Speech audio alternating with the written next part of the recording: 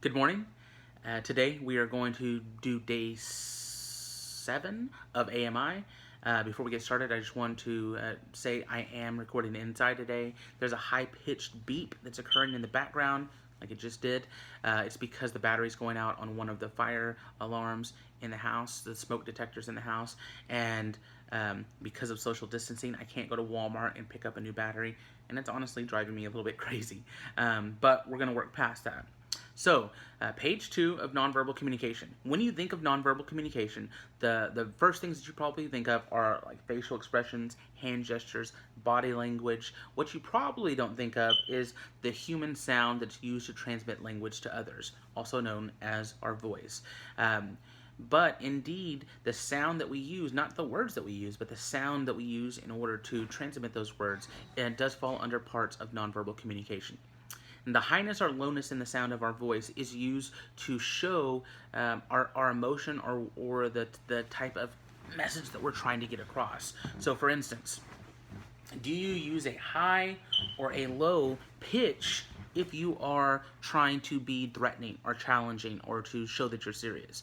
More than likely, you're going to have a low pitch, right? If you think about a teacher who's getting onto the class, they're not going to be using a high pitch. They're going to drop their pitch down.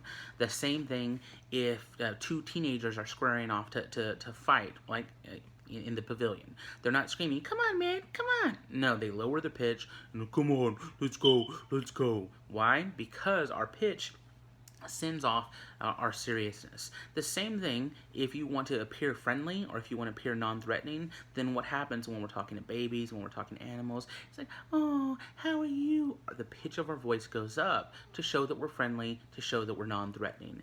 And so, indeed, the pitch that you use can send off very, very important messages, and that's why it's important that it's one of the things that we discuss and one of the things that you work on whenever you are actually communicating in any way that you choose, whether it's an online video like this, whether it's an in-person speech. It doesn't matter. You need to be working on your pitch. All right, next is how we stress or place emphasis on certain words or phrases. So it really, really does matter. If Miss Gamble asks me how she looks, and she says, "Do I look bad?" and I say, "No, you look fine," that's different than, "No, you look fine." The same exact words have two different meanings, and one shows that I'm kind of being snarky and that she doesn't look fine, and the other is just, basically me telling the truth. "No, you look fine." But the way that you inflect, the inflection on your words is very, very important. And so sometimes, especially for teenagers, you have an inflection in your voice, and whether or not you mean it to sound that way, it comes off as kind of dismissive or like you don't care. And so I've heard a lot of people say, well, I got in trouble for how I said something to my mom, and I didn't even mean it that way. Well, that's indicative of how real life is going to be. Sometimes people get fired for the way that they inflect words, and it comes off as condescending or dismissive or rude. And so now is a perfect time for us to start talking about those things and make sure that we become better at overcoming that obstacle if it is an obstacle for us. Excuse me. All right. The next part is the level of loudness or softness in a person's voice. And so volume is of the utmost importance. And, we've all heard the story of Goldilocks. And you need to find that spot that's not too hard and it's not too soft, but it's just right. With volume, you don't want to be too loud. You don't want to be too quiet. You want to be in the middle zone. And you don't want to be too overbearing, but you also don't want to be too soft where you can't be heard. And the middle zone is more where you're not hurting their ears, but also they have to lean in a little bit and actually pay attention. And it doesn't have to be a physical lean in, it can be like a mental trying to pay attention to what you have to say. We've all been in that person's class who just talks very, very loud all the time, and it's just so easy to tune those people out because it just becomes a droning voice, and we don't want to be that either. So during the speech, and this is why it's important for you to get to the venue where you're going to be performing your speech, beforehand, because during the speech is not the time that you need to be figuring out which volume to use. And the same thing for like a speech in class. It's okay if you want to, stand up in front of the class and give it a go before class or after class or before school or after school, just so you can see what kind of volume you really need to be using. All right, the next thing that we're going to talk about is a specific vocal quality. And so some of us have a nasally sound, some of us have a deep bassy sound, some of us have a screechy sound, and this is something that can be worked on. So it's important that we realize that our tone can really hurt us. If we happen to have a monotone, for instance, and we talk like this all the time, it comes across as lazy and uncaring. Even if you don't feel that way, that's the message that you're sending across. It's a crucial aspect of proper communication. So whenever you talk with a monotone, it's going to come across as if you don't care, or if you're bored, or if you're tired, or if you're not taking it serious. And that's not the message that we want to be sending. And there's a lot of us that do speak with a monotone, and how you speak in your personal life is completely up to you. But when you're trying to send a specific message and you don't want that message to be uncaring or that you don't know what you're talking about, you want to focus on your tone, on the voice quality that you use, so that you can get the message across that you want the receiver to take away. Okay. One thing that many people have to work on is how fast or slow that they speak. Most school years, we have people that talk really, really slow as they give their speech, because they know that time is ticking, and if they talk slower, they can hit that 5-minute speech. And as you can see, that makes you sound very, very weird. Other times we have people that are extremely nervous, and so they speak really, really fast. In these videos, I try to go at a quick rate because I don't want to spend I don't want you to spend an inordinate amount of time listening to me whenever I know that you have a whole lot of other work to get through, and I also don't want to waste a whole lot of your bandwidth. And so in case you missed it, the rate of speaking is the answer that we're talking about. So the speed that you speak, if it's fast or if it's slow, it's still going to be a rate. And so we need to focus. Again, we need to find that Goldilocks zone, and we're not going to go too fast where the information is just buzzing past us, and you don't want to go too slow where our minds start to wander. And if your audience is sitting there and you're just plodding along, going really, really slow, then they start to think about, oh, I love my girlfriend, or what am I going to have for lunch, or anything like that, right?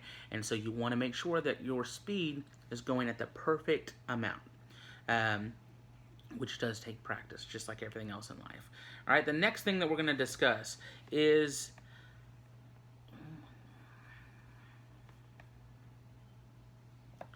something that people tend to be afraid of. So a brief period without sound. It helps provoke thought, it helps to develop curiosity or suspense, it creates a dramatic effect or raise a question. And of course, this is going to be the use of pause. And so sometimes a pause just allows us to catch our breath. If you say something that is shocking and you want it to sink into the audience, then you can give them just a second to let it sink in. If you have just said something incredibly emotional, and you want that to really hit the audience, then you can give them a second, a pause for it to hit. You can also just give yourself a second to collect your own thoughts. And oftentimes, I've noticed that, when you're standing in front of a group of people, to you, that pause feels like an eternity. It feels like everyone's staring at you. It feels like everyone's sitting there asking themselves, why is he not talking? What is wrong with her? But in reality, unless the pause is inordinately long, no one's thinking like that. Most people are going to give the speaker the benefit of the doubt. And so it gives us a chance to slow down and to breathe and to take in what has just been said. And so it's not going to be a bad thing. The next thing is silence is a longer period of suspended sound. And so silence can be used effectively, but it can also be used in a very strange way. Most people fear silence, but the thing to remember is that it's not always going to be bad unless you use it wrong. In fact, sometimes silence can give the audience the ability to process their thoughts on what you've just said, or to file away what you've been saying. Um, if you don't, then it might just be a huge amount of sound that's hitting their face, and they don't have the time to properly understand what you're saying. And so, just giving them a little bit of silence gives them time to actually let the information, or let your message kind of marinate inside their head. The next thing that we're going to talk about is something that conveys humor, it conveys friendliness, that acceptance and good feelings. It can also convey cruelty and sarcasm. And so we've already talked about it. If you're not funny, don't be funny. The same thing with laughter, which is what we're discussing. Laughter is something that's fine to include in your speech if it's organic. That means if it comes along naturally. And so you don't want to plan your laughs, because it's going to come off really, really weird if you plan a laugh that's not organic, that doesn't happen naturally. Now, if you say something and it makes you laugh and it makes the audience laugh, it's okay to laugh along. But you don't want to plan for your own laughter, and more importantly, you don't want to plan for the laughter or even for the response of an audience. So there's this really, really frustrating clip online. In 2016, Jeb Bush, the former governor of Florida, was running for president, and he was giving a speech. And in the middle of his speech, he assumed that people were going to respond to some words that he had said.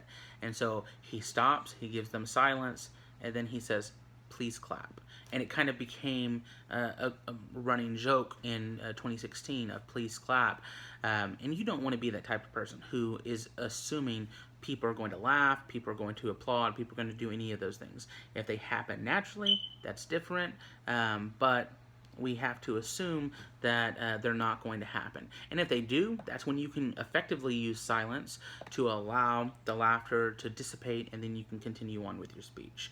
The next aspect that we're going to discuss is called vocalizations, and so that's the sounds without the words. So if you sigh, if you whine, if you clear your throat, and these are all things that send messages about our own personal feelings, and they are some aspects that we need to keep control of, because sometimes we do sigh to let people know that we're done, that we're bored, and maybe we don't necessarily want to be sending that message at that time, even if we feel that way. And so a good way to do that is to record yourself, and then pick out aspects that you think are detracting from the message that you're trying to get across, and then start to eliminate those from your public speaking. All right, and next we're going to discuss is visual messages that we send with our physical presence, and it has several different factors. And so this can be called body talk. It can be called parts of body language. We're on the quiz or on the test, we'll go with body talk. All right, so the very first thing is personal appearance. Has a great impact on communication because of first impressions. So, your first impression is going to be your last impression in most places. If you have a good first impression, then people are going to tend to forgive you of any mistakes that you make after that, because they're like, well, he's a good guy, she's a good girl. Whenever I first met her, this was probably just a bad day. However, if you have a bad first impression, then the reverse is going to be true. They're going to think, well, this person is a jerk, but maybe they're just being nice today. They're not going to give you the benefit of the doubt. And the same thing occurs whenever you're giving speeches. So the very first aspect of personal appearance that you want to take into account is your attire, also known as dress. Your dress can add or detract from the image that you're trying to project in social and professional context. So obviously we're talking more about professional context, or about context when you'd be giving speeches. And so if you are not if you're not dressing in a certain way, then you're going to be sending a message that you don't care, that you don't take it serious, or maybe that you're not someone who should be trusted in terms of how, in terms of the message that's coming across. And so your dress is very, very important, and we've talked about this a lot in class. You don't want to be a walking billboard. So whenever you have a shirt that has Nike across it, then you're a billboard for Nike. And if it happens to have a logo, then that's the message that your audience is receiving. And that's why I've always said, in class, the least stressed down I'd want you is a plain colored t-shirt, because there's no message that's going to be coming across from that, because not everyone can dress up in a button-up shirt or in a dress blouse or something like that. And so you do want to dress nice, but at the very least you don't want to dress distracting, because distracting is worse than anything that you could be doing. If the entire time I'm sitting there and I'm staring at this picture of Superman battling Batman across your chest, that's going to take away from my ability to listen to your speech. Next is grooming. If you've noticed, we tend to like politicians who comb their hair, who look like they've actually taken showers. That we also tend to enjoy our movie stars the exact same way. They are very rarely walking around with their hair all frizzy, without their makeup on, without their hair combed, without it cut nice. Instead, they're properly groomed. Being properly groomed means that you take yourself seriously, and that others should as well, and that you cared enough about this particular instance in order to get dressed up. That's where the term Sunday best used to come from, is people used to dress as nice as they could in order to go to their church services. And it showed that they cared and that they groomed well. And that's also why people routinely get dressed very, very nice in order to, much more nice than they normally would. For instance, if you go to apply at Walmart or at McDonald's, you're going to get dressed up, you're going to groom yourself in a much nicer manner than the associates would at Walmart, or the workers would at McDonald's, because you're trying to show you take it serious. And so your grooming sends this message. All right, the next one is kinesics refers to the use of the body in communication. So number one is we're going to talk about posture. Posture makes your clothes fit better. If your chest is out, your shoulders back, your head's up, the clothes are just going to rest on you better. But it also gives you this air of confidence and poise, and of the fact that you are there to give a specific message to this audience. And so you want to make sure that you have the proper posture, and we talked about those things in class. That involves having your feet shoulder width apart, that involves not rocking back and forth, your shoulders are back, your chest is out, your head's up, you're looking directly at the audience. That's going to be good posture. And so you want to make sure that you focus on doing that, because if you're slouched down, if you're closed in, if you have this closed body language, it's not going to give the right message to the audience. Next is muscular tension. Shows your comfort level in situations. And so, like I just now said, if you have your arms crossed, if your muscles are tense, then that's going to send a message that you are uncomfortable, that you have some sort of anxiety, that you have some sort of stage fright, that you're angry or that you're upset. And so you don't want to do that. The same thing with having your fist clenched at your side. You don't want, or your jaw clenched. You don't want to have this muscular tension across your body. Instead, you want your body to be relaxed. You want your movements to be flowy. You don't want to be tense and jerky with your movements. And that's very, very important, okay? And then the last thing that we're going to discuss is movement and gestures. So movement is the way you walk or move from one place to another. And so this is something that we've talked about in class. If you should not be moving a ton on stage. You should not be moving a ton in front of your audience. Everything that you do, everything that you say, and the way that you say it should be pre-planned, okay? And so you want to practice your movements. If you don't have a movement plan, then you don't need to be doing it. You don't need to be just walking back and forth on stage. We've all watched speeches in class where the person just kind of walks back and forth like a caged animal, and it can get very, very anxiety producing in the audience to watch that. And so if you have a specific place that you want to move, then every single time you give that space, or every time you give that speech, then you are going to move to this certain spot. And then whenever you want to move back, you need to move at the exact same time. And more than likely, you want those to occur at the end points of main points in your speech, or the end points of a story, or the end points of a certain aspect of your speech. And so that's going to be the only thing that we discuss in terms of movement. If you have any questions, don't hesitate to send me a question on Remind 101 please, please, please, when you get done with this, there have not been a lot of people that are doing it. Write your name on it in ink, write your class period in ink, and then take a picture and send it to me on Remind 101 or email it to me at my high school email. All right? So that was day 6. I hope you guys have a wonderful day, and catch you tomorrow.